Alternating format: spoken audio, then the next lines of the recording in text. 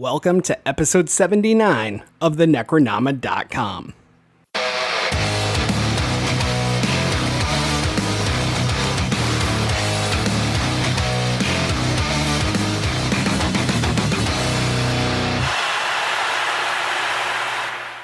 I am James Sabata, horror author, screenwriter, co-host of the podcast you're listening to right now, and I know it's fattening, but I love the skin. And I'm Don Guillory, author, historian, educator, and co-host of this podcast. And after watching this film, and I'm glad you recommended it, but after watching this film, all I thought was I want nothing to do with chicken anytime soon, unless I happen to pass by a Popeyes and there's no line. But other than that, And joining us today is the king of breasts and thighs, Lloyd Kaufman from Troma Entertainment. Lloyd, I got to tell you, man, you've cranked out a lot of movies that I absolutely adore. Poultrygeist is my number one Troma film. I have watched this almost every year since it came out, and it's one of those things that I always come back to. And I got to tell you, before we even start, I quote this movie every single time that I have Popeye's chicken, which is a lot because I'm obsessed with Popeyes. And every fucking time I say, I know it's fattening, but I love the skin, to the point that my wife is just annoyed as shit with me. So thank you for that as well. Well, what an honor. Thank you. See, that's love. That's truth and love. Hashtag truth and love. If I've learned one thing in my 75 years, I think that's a good way to do it. And, you can buy an Oscar. You can buy one. Harvey Weinstein, all the heroes of the perverted Sundance Film Festival, right? They buy Oscars just to advertising and whatever else they spend it on. But love, your love, James, you can't buy that. I know that. You can't buy me loving. There you go. Great man said that. So why don't you give our listeners a little rundown of yourself and your projects? You're, 48 years with Troma now? The longest running indie film? Michael Hers started, Michael Hers and I met after he graduated from Yale. No, we met at Yale. I'm sorry. Michael Hers went to camp with my brother, Charles Mother's Day Kaufman, who now has a huge bread business in San Diego. And as you know, bread and horror films both have the knife thing going, so he's kind of kept his roots. And Michael Hers and I got together when his wife took her mother to see Cry Uncle, on which I was a production manager and also had raised some of the money. And Troma still has Cry Uncle in Troma Now, our streaming platform, Troma Now. Watch. In fact, your viewers would love to watch. You go to watch.troma.com and you get about 1,000 movies, shorts, documentaries, comic books, and Tromettes, and you meet people. It's not as good as Grindr, Donald, but it's pretty damn good. You could meet some nice young men there. And well, before the show, you told me you and I were maybe going to hook up. So I'm a gay married man and proud of it. Well, at any rate, Troma Now, it's the future, but now. So Michael and I got together, and I had a TV, an old black and white TV in my room at Yale, and that was kind of a big deal back in the 60s, and he wanted to watch television. So the only way he could do that was to have to talk to me. And we sort of became friends. I made a full-length movie. I made two of them at Yale, and Michael Hers was in one of them. And he and his beautiful wife, Maris, she was not his wife at that time, 1966 or 67. The funniest thing, they're the only entertaining thing in the whole movie, probably. Not the fault of the actors, my fault. And then we started Troma in 1974 after getting ripped up by a bunch of crooks and incompetence and just mistakes. We decided we better learn distribution. Since we had made a bunch of movies that lost money or didn't make money. And we started to learn distribution and established Troma Entertainment Incorporated in 1974 and had some good luck with Squeeze Play, Waitress, Stuck on You, They were before Porky's.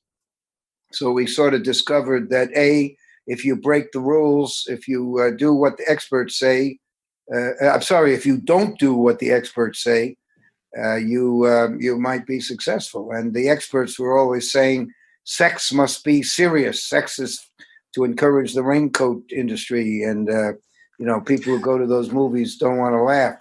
Well, my grandfather was in vaudeville, which was a lot of not a long time, but he was in it with Ed Wynn in the early days, and laughing was part of the whole thing. He had an act called King and something or other. I can't remember. It was King and somebody, or somebody in King, and then of course he left. My grandfather quit just before Ed Wynn became a big star, naturally,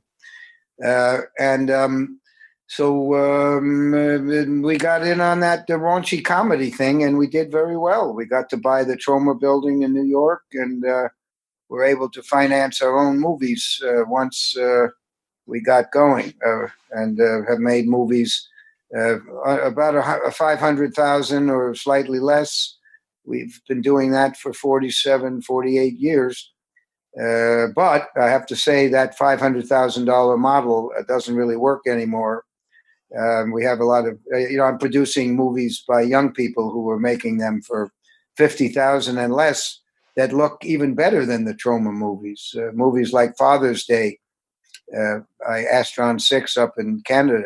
It's one of our best, and it costs much less than 500,000. I'll tell you that, because the younger people now, they're all multitasking. Even James Gunn, back in the 90s when we hired him, he was he had a band in high school called the Icons, whose music we used in Romeo and Juliet. Nice. And, he could pretty much do a lot of the digital stuff that needed to be done later on.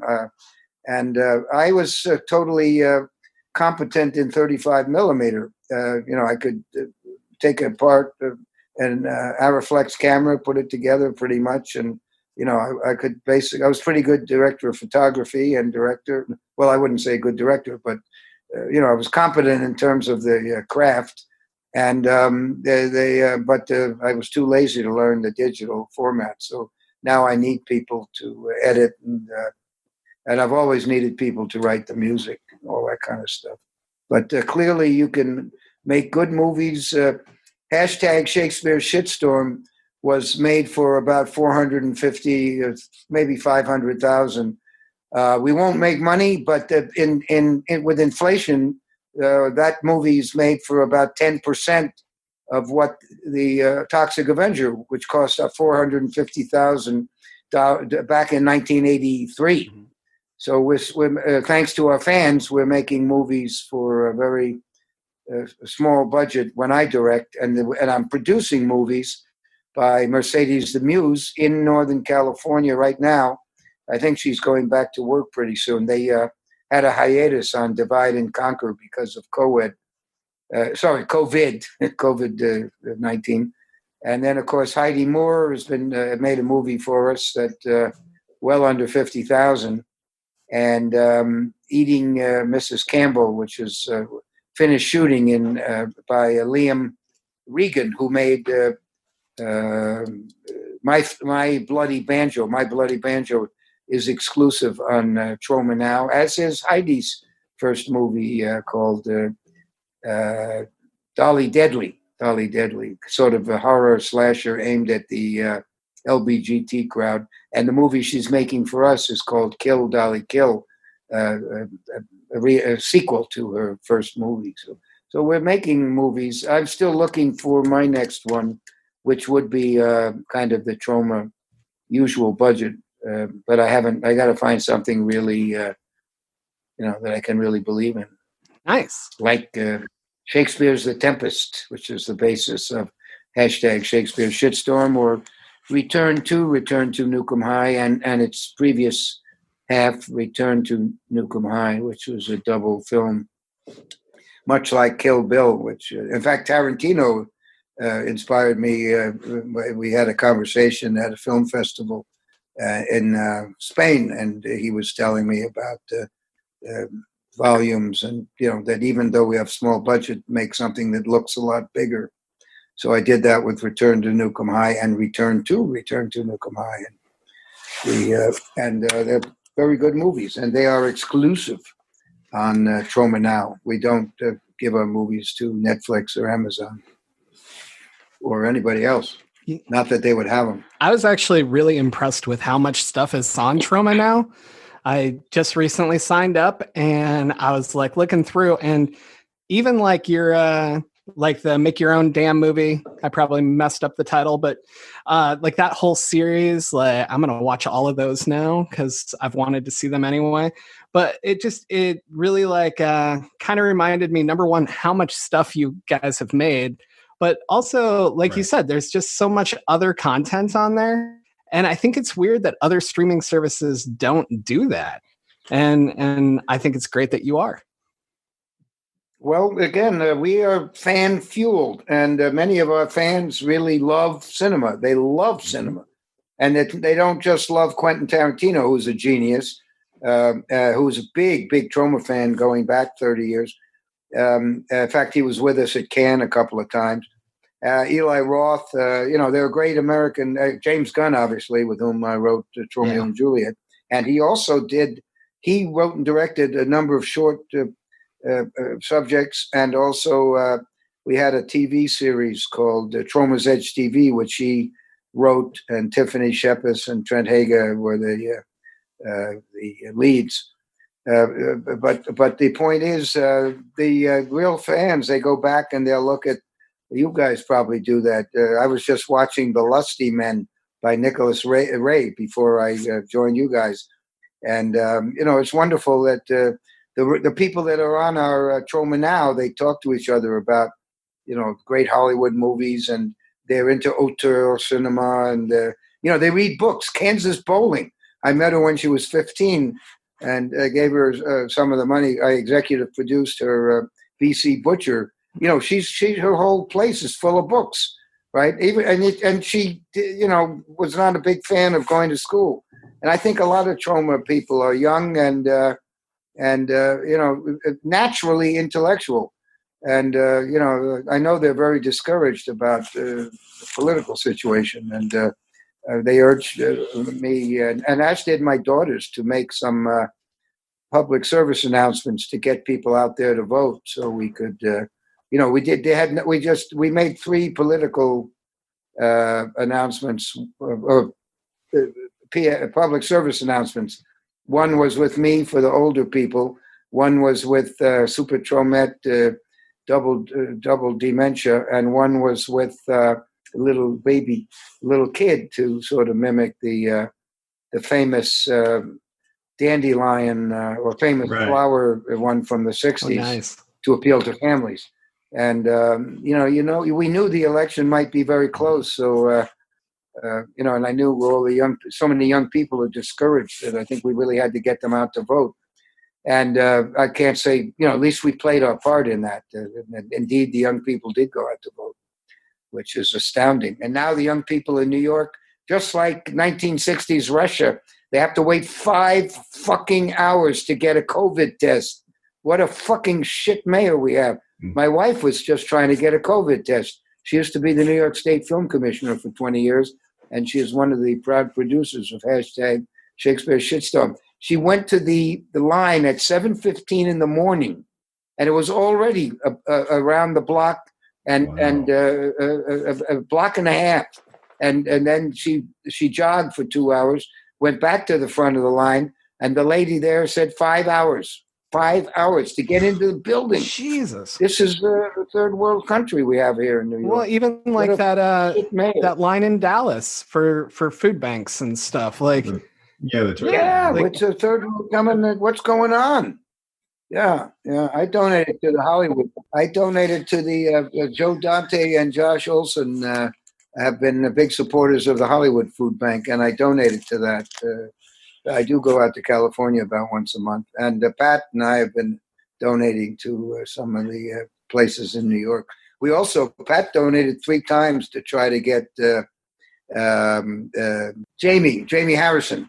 She donated 3 times, Oh, and he didn't quite make it. But what are you going to do?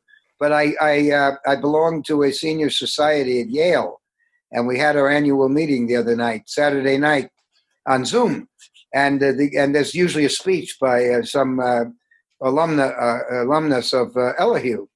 Elihu in my day was the only one that was diversified, and it was the number one senior society. Skull and Bones was basically limited to George W. Bush types, and the other ones the same. They were all white guys. Well, we only had men at Yale in those days, and very few men of color. So Elihu had out of 13, we had 3 black guys, and but this year our speaker was Jamie Harrison, and he was terrific.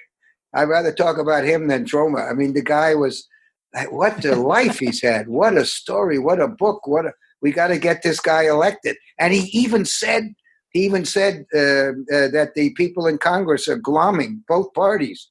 They're not there to serve the people, he said. They're serving themselves, whether they're Republican or Democrat. And I bet you, I wouldn't be surprised if he agreed with term limits, because, God damn it, you got to get rid of these 80-year-old Pelosi and McConnell and Schumer. Yep. And I mean, they've been in it since I was in college. Christ almighty. I remember when Strom Thurmond was in. My question, I think I was in college. He was like 102. Why is he still there? Yeah. Nothing against the age, but it was obvious he wasn't. I'm against the age. I know I'm 75. I know I can't think the way I could think. My body is aching. Like the Old Man River song, "Tired of living, yet fear of dying." To quote Roger Hammerstein. Of course, that's appropriation. Wait a minute. Old Man River. Yeah, that's. Wait a minute, what show is that from? That's from Jerome Kern and Hammerstein, Old Man River. And definitely today they'd be canceled for appropriation. But the point is, those old people, they fucked up. They've made so much money off being a so-called public servant. We must put in something to stop it. I mean, it's just, they're the Roman Senate all over again. And I think Jamie Harrison might, in his heart, be one of them who feels that we got to stop this money. Basically, right. It's nepotism. And nepotism is royalty. We have our own royalty. Kim Kardashian, Nancy Pelosi, Mitch McConnell, and somebody named Trump. Never heard of him. I hate Biden too, by the way. I use the hashtag settle for Biden, and I didn't have to vote for him because I voted in New York, where we know 87% is going to go for Biden. So I voted for the Green Party. But don't tell anyone. Luckily, nobody's listening to this podcast. That's right. Nobody will know that I voted for. No one's ever listened to us so far. But there he is, president. On the other hand, he's 70, whatever he is. He might croak, and maybe Kamala will give us some change. You never know. Maybe Biden will get pushed and get rid of student loans. Dissolve them. I've got people working for us who they owe $100,000 coming out of grad school. Lawyers coming out of law school, $200,000. What a depressing! How can you possibly be upbeat? How can you even possibly work to be why would you work as a public defender when you've got to pay back all that money? Jesus Christ! Holy fuck! I went to Yale. For $3,000 a year. My parents paid full price, $3,000 a year, including food, lodging, and the beautiful young boys. I mean, it's $80,000 now. Give me a break! Holy, it's not fair. We don't have a democracy. It's no democracy here in this country. You could throw away no matter how many votes you fix, it's not a democracy. You've got the same goddamn people running the show. And there's a great documentary, and I'm convinced it's been squelched. I think it was in the Tribeca Festival many years ago, but I can't remember.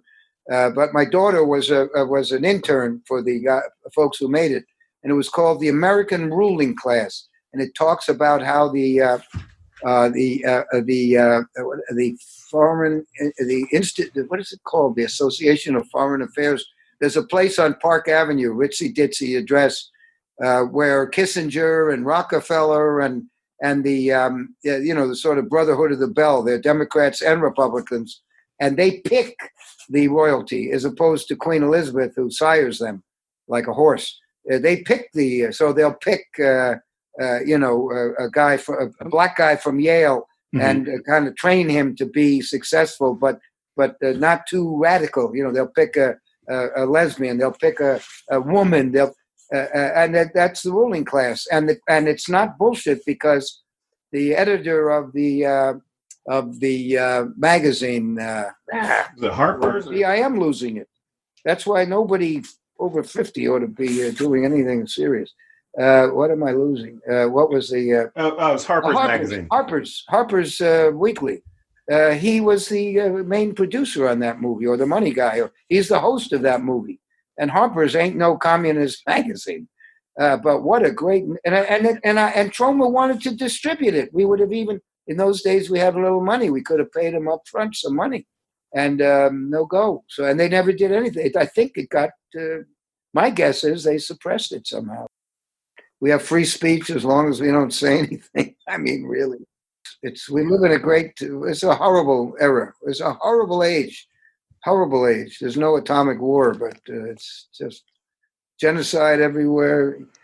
Education in America is shit unless you're rich. I mean, and then we wonder why we have all these idiots, these morons who insist on running around with no mask, right? We right? Good God. Did you see Borat? That rally he went to. It. So real. It was real. I mean, and he people need to see that. Get out of it. I laughed and I was angry at the same time, because I'm sitting there like, it's funny, but it's not funny because these guys actually believe this shit. No, it's horrible. It's really horrible. The ignorance of so many people. And that we let our public schools go down the drain, but we sure make good bombs. And, with Boeing, we gave plenty of money to Boeing. We gave plenty of money to the billion-dollar companies, but the restaurant down the street's failing, right? Hundreds of jobs, thousands of jobs, 12 million jobs in the country in the restaurant business, right? Half of them are going to go away. But the good news is Delta will fly. The good news is the auto companies will continue to pollute. The good news is the CEOs will still get their paychecks. Yeah, that's right. You're right. No matter how corrupt they are. Look at Wells Fargo. Selling, opening fake accounts for Latina and Latino. But, it's terrible. Fraud, outright fraud that goes all the way up to the CEO. He's been banned. Stumpf is his name. He's finally been banned from the banking industry, and he's going to have to disgorge $2.5 million. But he's made probably $100 million. It's a slap on the. It's as if I had to pay a $5 bill, $5 for murdering somebody. Holy cow! Unbelievable. And it doesn't matter who's in power. They all look the other way. They're all, I'm sorry, they are all partaking. No, absolutely. And this kind of rolls into one of the questions I wanted to ask you. So, like with Troma, I feel the same way that I felt with like Art Spiegelman's work in the good old days. Yes. And it's kind of like even the Garbage Pail Kids that he worked on, right? Like, it's taking this extremely serious shit and this extremely serious social commentary and then using a tool that mainstream goes, well, we can write that off. That's a piece of shit. And it's like the point is to make you pay attention. The point isn't the boobs, and it's not the blood, and it's not the penis monster. Those are the thing on the cake. The point is the underlying shit. Like, you could look at Poultrygeist and somebody could be like, oh, this is so racist. They say all these terrible things like shish kebab psycho or or get off my girlfriend, you casino owner. But the overt racism is so over the top, and it's so just there to draw attention to it. And I love how you used it for characterization. I love how you used it to base comment on how society says this shit when it doesn't matter. And I just wanted to know, like, do you see Troma as kind of a part of that whole movement of like what Art Spiegelman underground comics were doing and just other indie going on like that? Was that purposeful? Well, was it just it worked out? Question. Certainly, satire. I mean, that's the reason we should have education, because thanks to my white bourgeois privilege, I was extremely well educated. I've read everything, not everything, but the point is, I've read enough to know who Jonathan Swift is, and to have read his famous essay about eating the babies. I mean, look at Trey Parker and Matt Stone. Yep. They came out of Troma. Yep.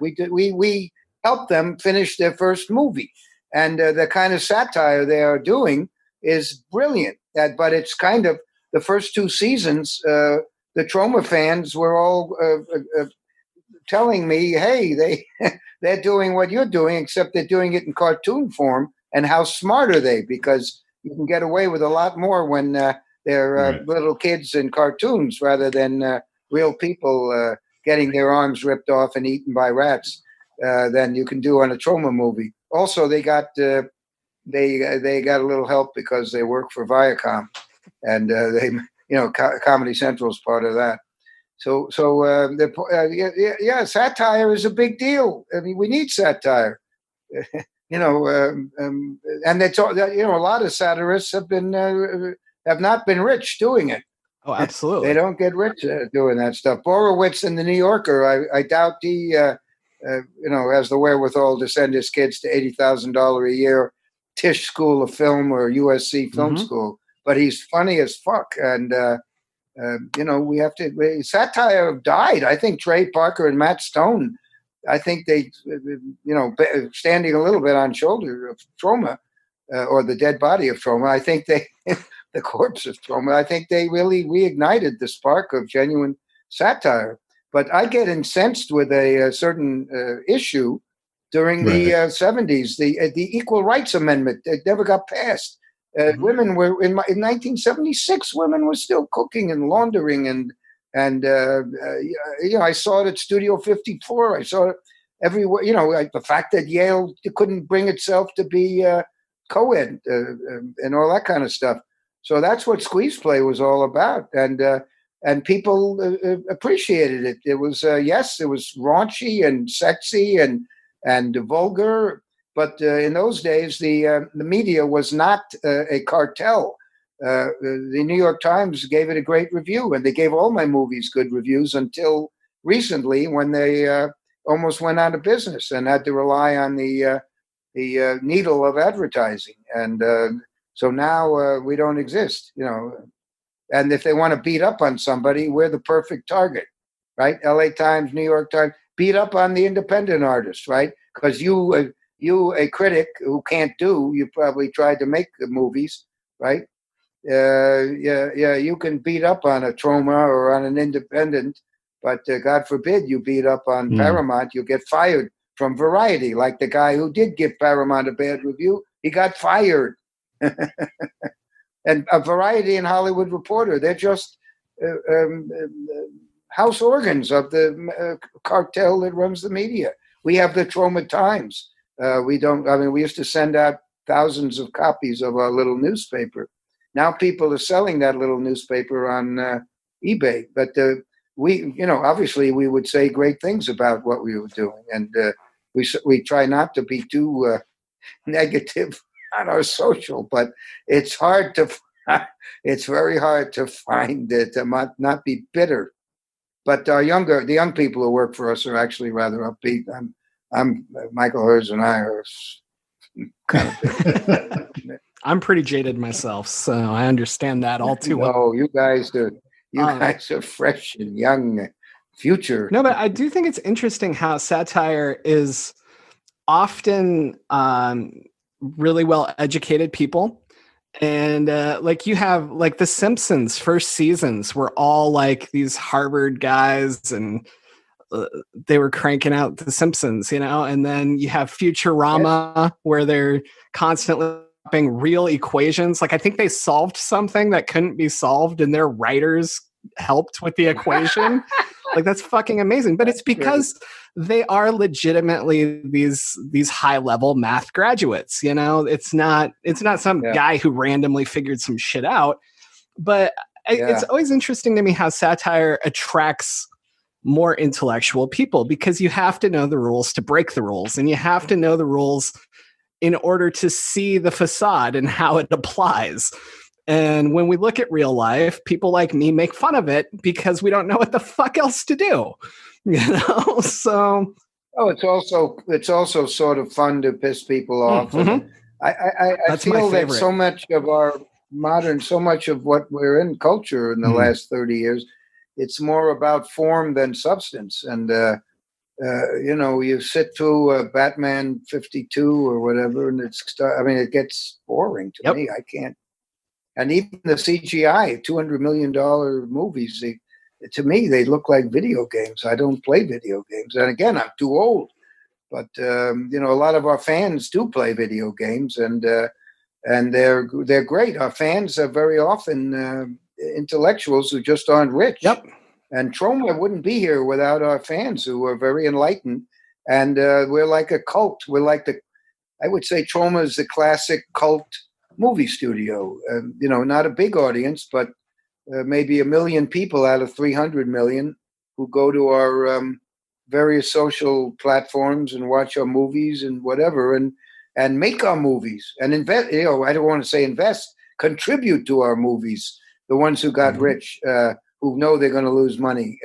We have patrons of the arts, people who grew up with us who made out. They keep helping. They gave us, I think, about 15% of the not Poultrygeist, but hashtag Shakespeare shitstorm. I think 15-20% of the budget came from patrons of the arts. Right. They knew they weren't going to make money, and they didn't want to make. They didn't ask to make money. They didn't even ask to get a piece of it. They just want to keep us going. So, in a fair world, we should get one of those MacArthur grants. Honestly, we should. Because we have changed the world just a little bit, and we've done a lot to help people. But that ain't ever going to happen. The people who work for us say when I get hit by a bus, then right the next day suddenly, Lloyd Kaufman, he was an American treasure. And, Donald and James, they were brilliant. They are the only ones who recognize. Oh, no, we're not the only ones. No, I've been very lucky. I've been able to have total freedom for over 50 years, which is, there's a give and take in that. But, I have plenty of regrets, but I've been extremely lucky. No way, both on the family side and on the career side. I have nothing to complain about, but I do complain a lot, unfortunately. But that's satire. Oscar Wilde, right? Oscar Wilde, The Importance of Being Earnest. Yes. Mm-hmm. Every college kid ought to read that. It is hilarious, but you need some history to go with it. You need to know the opening line of that play. The boss, the rich guy, is playing the piano, and the butler is cleaning up, and the rich guy says, "Did you enjoy? What do you like my piano playing?" And the butler says, "I didn't think it polite to listen, sir." Right away. I mean, brilliant satire. And but I have a feeling it goes right over the head of too many people. And of course, Oscar Wilde was driven into penury or penury or whatever, poverty, and destroyed by the establishment, as have been many great people. Very sad, including Jesus. Jesus, I love Jesus, even though I'm a dirty Jew. Jesus is great. Everything he said, I don't know of anything he said that isn't wonderful, that isn't great. I don't think an eye for an eye is a way to go. I think turn the other cheek. I agree 100%. Mm-hmm. Forgive. That's hard to do also. Oh, yeah. Oh, I've got a few, and you may have already answered this, but what would some of these movies look like now, especially Poultrygeist? Because it's 2005, 2006, and I remember what was it, Fast Food Inc. or whatever, I guess the book and then the movie, and there was this Fast Food Nation, yes. Fast Food Nation. You know, that stuff had come out, and there was this big move by people like, oh, let's go away from this type of food, fast food and whatever.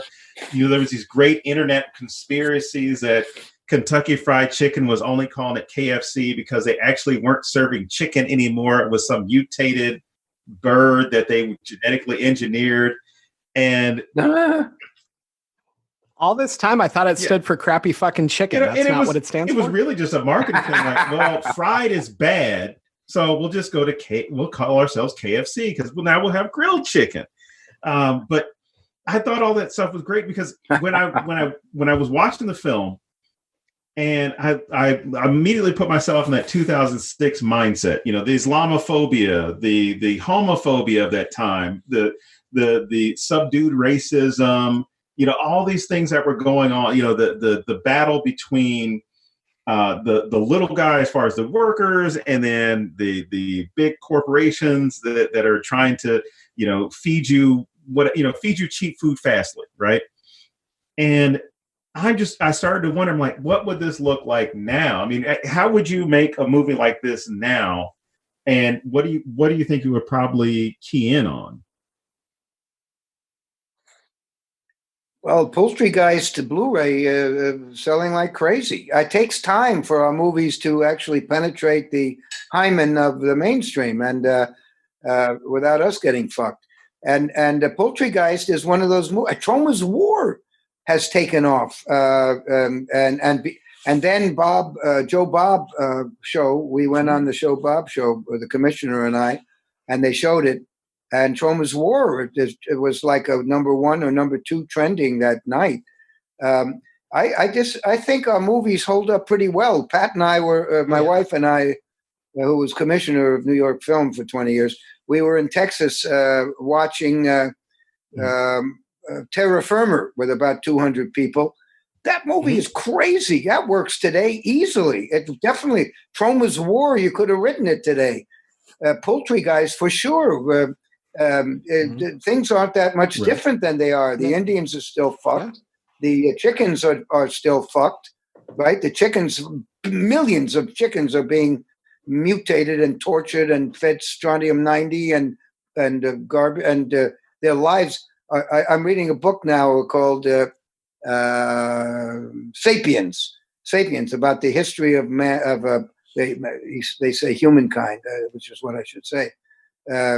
And it makes the point that the last rhinoceros running around Africa in the savannah is happier than the cow or chicken, which is the most successful modern day animal in ecology. Look at the lives they have. I've made a movie for a short film for PETA, People's Ethical Treatment for Animals. They have a website for young people, and I made one Troma style with people in cages, and the cages on top of each other with one animal pissing on the other, and the babies being taken away from the animals, and the way they kill the animals, and all that stuff is in about a 5-minute short, and it's gotten millions of views, and I think has opened some eyes of my fans, hopefully. But the point is that I think all these themes, they're still there. You look at Poultrygeist. The reason I got incensed with the McDonald's was they moved next door to the Troma building, and they were rude. They were horrible. They also damaged our building. Their sign, they made their sign too big. So instead of making their sign smaller, they made a hole in our building so they could stick their shitty sign. And, if you make a hole in the outside of a facade, water goes in and starts to mold, and it's unhealthy, and you get leaks, and it's expensive to fix, and they didn't do anything about it, and they left their garbage in front of our building, so the McDonald's wouldn't get the ticket, we'd get the ticket, and then of course the school kids who come out to get obese and eat that shit, they would drop all the wrappings in front of our place, so we'd get summonses from the police for that garbage out for litter. There was just nothing good. And then I read Gabe Friedman, with whom I wrote, actually, he really did a lot of the writing. And he edited Poultrygeist and A Night of the Chicken Dead. And he is in the behind the scenes documentary, which if anybody's thinking of going to film school, this is Poultry in Motion, Truth is Stranger Than Chicken, is so much, so valuable. It's worth more than a $80,000 year of film school. You must see it. And it's free on Troma Now, the first month. The behind the scenes, totally truthful. It's an hour and a half of the most hilarious behind the scenes, the most pathetic, the most violent. I mean, it's the real unvarnished truth. It's even like there's that moment, I think it was the grinder, where the blood didn't go the way that you had planned. And just everybody's reaction watching it going, what the fuck? What was that? You know, like there's so much truth just in that scene. But yeah, Poultry in Motion is great. I watched the whole thing last night and I absolutely loved it. And I wish that more films did this because it's so cool to see all the chaos that happens as well. Yeah, well, the truth, that's what you need. Hashtag truth and love. And boy, you can see in Poultry in Motion, Truth is Stranger Than Chicken. You can see me being a total asshole, being a manic depressive jerk. And, not like these Sundance people, not that kind of jerk, not the Weinstein Sundance combination, but being a shithead, yelling at people and screaming and being unreasonable and all that stuff.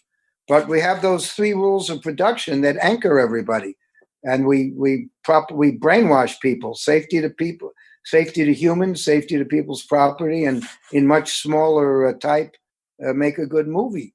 I mean, the Poultrygeist is still very relevant. The thing is that I've made sort of a musical.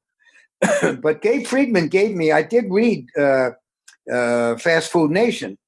And when the movie came out, it was aimed at people who already were old and yuppie, and it wasn't aimed at young people. So I got obsessed with the whole fast food mess. Just feeding. There's nothing good about it, and I think that McDonald's and company and the others have listened a little bit, not necessarily to me, but I think to young people like you guys and younger. That and vegetarians that they have put in more salads and healthier, hopefully healthier, because obesity in this country, in fact, that book Sapiens, which is a huge bestseller, it talks about we have a population of uneducated morons and they're obese, and obesity has I've read it's plateaued. So maybe the fast food companies will have gotten the word, and maybe they will make good tasting, healthier food. But the stores are disgusting architecturally. They abuse their workers. They abuse the animals. I mean, they chemicals all over the place pollute the atmosphere. I mean, they're absolutely nothing good about them. And the only good thing might be that old people who are, we have a lot of poor people in our country who are old, who fought in World War II and who gave their, who are good Americans who are eating dog food. We've got millions of them, and fast food is where they go. And of course, they don't get obese because they're sick, most of them, and they're poor. It's the young people who are really going to suffer, and the taxpayers. McDonald's should be sued like the cigarette companies, because they knowingly are making people obese, which gives them diabetes. There's the direct correlation to that shit food and diabetes. In the same way there was correlation between that and cancer, between cigarettes and cancer. There's plenty of cancer in those animals too, that in those, what do they give them? Not laxatives, the other thing. Steroids. And now he's got a hole in his heart. Steroids. Mm-hmm. Yeah, when we're suing, football is responsible. Why are people playing football? Big surprise that people cracking their heads together. It might damage their brains. They finally figured that one out. And yet football, every TV show, every news show, and in football today, our heroes, right? Our heroes. Okay, little boys and girls, football, those are our heroes. Bullshit. They're idiots. They should stop it. Shouldn't be allowed. They should stop playing. And bum fights are safer and more fun, actually. Sorry. No, it's great. Really. But I mean, it's so. I think the themes that Troma deals with are very timely. I mean, look, we made Toxic Avenger in 1983, way before Al Gore discovered the universe or got his undeserved Nobel Peace Prize, and we're closer to annihilating the animals and ourselves than we've ever been. Right? Absolutely. I mean, look at the storms, the hurricanes causing fires that penetrate the atmosphere now up to 36 miles. The recent fires in California, and this is coming from the New York Times, the limousine liberal New York Times. They're not exactly Greenpeace supporters, and they say that these fires this year have created more damage to the ozone than all the volcanoes put together for a few years. So you put that in your pipe and smoke it. I mean, really, we don't learn. All these things are still going on. Yeah. Right? The Toxic Avenger musical came out 3 or 4 years ago. Same theme, clean up. It's cleanup time. And it was was on Broadway and the West End in London and blah, blah, blah. People had a great time. It appealed to both the Troma fans and the little old ladies who go to matinees. And yet, here we are. How many years away from going to be too late? We don't have a lot of time. Definitely. I feel bad for my grandchildren. I really do. I really do. I don't know how they're going to get out of this. That was one thing I really noticed while rewatching Poultrygeist was how much it holds up. Like, you literally had protesting, that's been going on. And America is still definitely not ready for a gay chicken sandwich. And no, but like all of these stereotypes still fit. And the one that I loved the most, the thing that I love the absolute most that I had never noticed before, is for all of the shitting on Native Americans that Arby does throughout the entire thing, he doesn't make the connection that in the very first scene, he's the one who's drunk and he's the one doing everything that causes all of this. He's on someone else's land when he's a white guy, and he's drunk, which he constantly shits on them for later. Yeah. And I loved that so much. Yeah, well, it's very important to shove this into people's face. Hey, how about the speech that Denny, the manager, makes, about color, right? The red man thing, the black guy thing. I knew you'd say that. They said that in the Vietnam, right? Martin Luther King, the New York Times excoriated Martin Luther King when he made that wonderful speech at Riverside Church about Vietnam is there to kill black people. Yes, that was what they did. They shipped them out to get killed. It was ridiculous. He was right on. He was so perfectly on. And still people don't get it. People still don't get it, right? So when Denny says that, I don't know if people pick up on it, but that is a speech that comes from my heart. No question. I lived through all that. I know it. Yeah, it seems like anytime somebody quotes him, it's the comfortable quotes as opposed to the ones that are actually going to make you critique your own society productively and say, like, there's shit that we need to fix, as opposed to, well, he said the whole thing about don't judge somebody by their color, but by the content of their character. I'm like, that was just one thing he said. Yeah, right. There's a lot more. Right? Right? Exactly. No question. They should make kids in school read his fucking, at least those two speeches. Read them, and then show them the footage of the dogs and the people beating the shit out of people on that bridge. And, well, in fact, Spike Lee's KKK movie, they should show that in every fucking school. And I also saw another one actually it's on, I think it's on Netflix. Yeah, Chicago 7. They ought to show that in every school. It shows you what a, people have forgotten about 1968 and what went on, assassinations and, cops beating up people and prejudice as never before, and and the Democrats fully partaking in beating people over the head. 47 years of Biden. I guarantee you, he was in on it in the 70s for sure. They all were. I had a communist grandmother, and she instilled in me a lot of truth, and she wasn't. She had enough money so she could give everybody the finger. I like her already, and she did.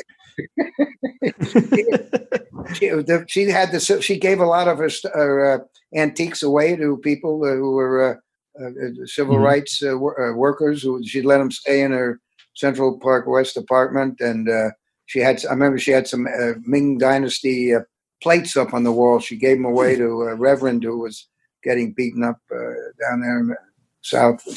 And she was a grouchy, she was, as a little child, we sort of didn't get it. But once I got to college, actually in grade school, I started to get what she was saying, especially about the Vietnam War. She was right spot on, and she gave me books to read. She gave me a book called Brave New World. It wasn't by It wasn't by Huxley, or no, not Huxley, the other guy, Orwell. It wasn't by Orwell. It was by Scott Nearing, and it was about Mao's China and the Great March and all that stuff. So I'm grateful to her. Grammy Kaufman. A lot of Troma is based on Grammy Kaufman and C. Wright Mills, who wrote this book called The Power Elite. He was a professor. I don't know if he was at Columbia. I don't know. He probably got kicked out. Scott Nearing was a professor at University of Pennsylvania who did get kicked out for actually speaking the truth, or just free speech, using free speech. Viewers are probably all going to sleep, listening to a sad old drunk, sky high on cat tranquilizer talking about. Oh, no. No, they're going to love this one. Talking about life. Well, let's do a couple of questions. I'll try to be a little more concise. I love it. I think it's fantastic, man. John, what do you think is I guess something that really stood out to you in making this film, and also what is something that you hope, or what is something that a lot of people may have missed about your film that you hope that they would be able to see, or will they be able to pick up on? Again, I've had the luxury of making the kinds of movies with total freedom, and I love Broadway musicals. I love them. Mm-hmm. Not the politically correct ones so much, but the ones that really, again, I'm old, and I wanted to kind of do a musical. Not that Poultrygeist is a musical; it's not. Cannibal the Musical by Trey Parker and Matt Stone. That's a classic musical. That is in the form of a classic musical. It's Toxic Avenger meets, Friday the 13th or something. But Poultrygeist, I have about 6 songs. I think they're witty as fuck. They make fun of the army. Fast food love. It's great stuff. Yes. But a lot of people do not like musicals. Michael Hers hates musicals. He's my partner for almost 50 years. So, in Citizen Toxie, I wanted to really jam down people's throats the fact that we still have people, we have them today, who drag black people around with a chain, with a truck attached to a chain, so that they're killed by the cement that they're being sandpapered to death. So I did that to extremes in Citizen Toxie. And I was advised by my wife, by Gabe Friedman, the editor, and even the focus groups. They'd come to that scene, and all the hysterical laughter would just shut down. But I wanted it to be there. I felt it was important, and it's still important. And I think today people get it. People actually, in the fullness of time, people get that when Pompey has his whole body sanded down by bouncing on hard cement, being dragged by a truck. I think they get what I'm saying.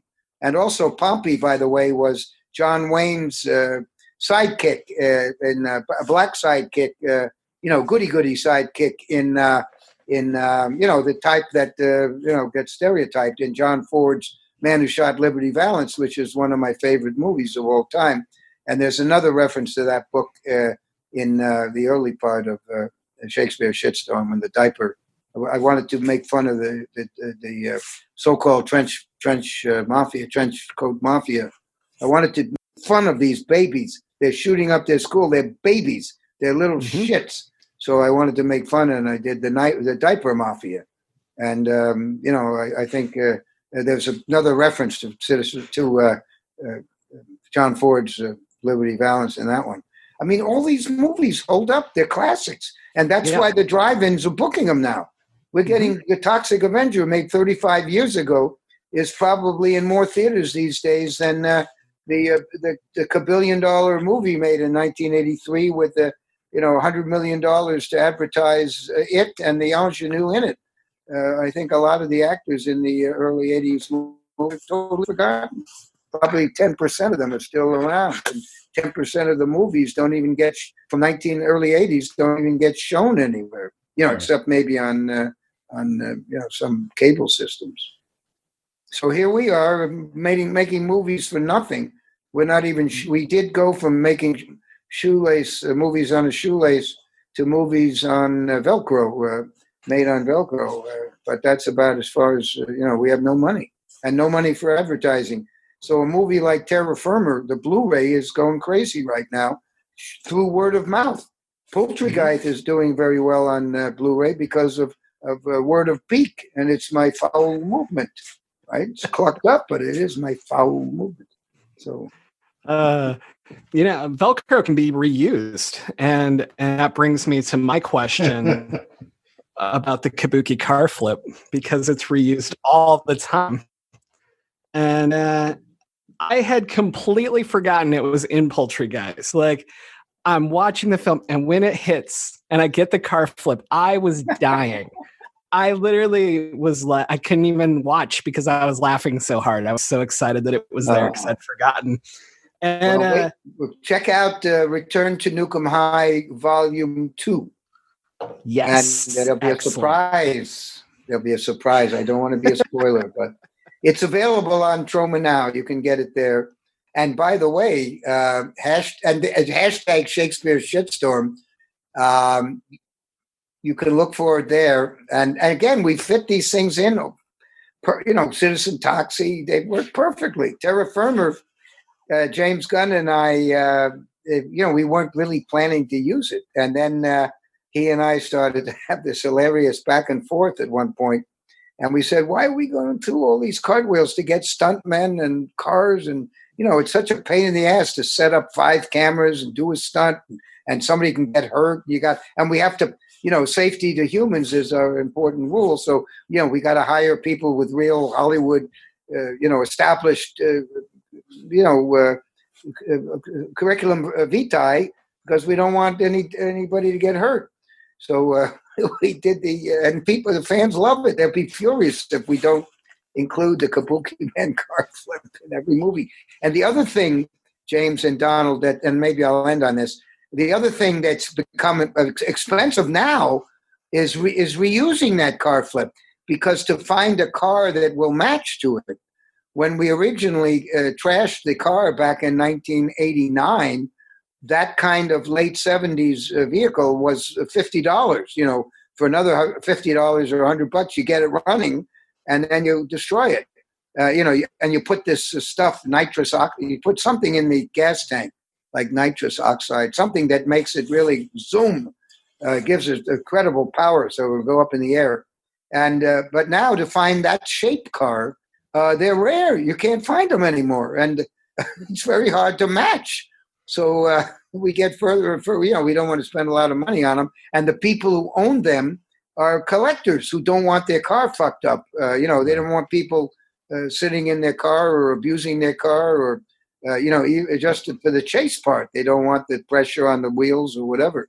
So I gave my wife a 1969 Mustang when she turned a certain age, because she had one when we got married, and I gave it away to an orphanage. So, we know how they feel. We don't want a car.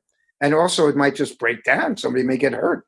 So, it gets harder and harder to match and more expensive to match a wide-looking 1970s Thunderbird, which is what it was. It gets harder and harder to find anything even close to it for our price range. So how interesting is life?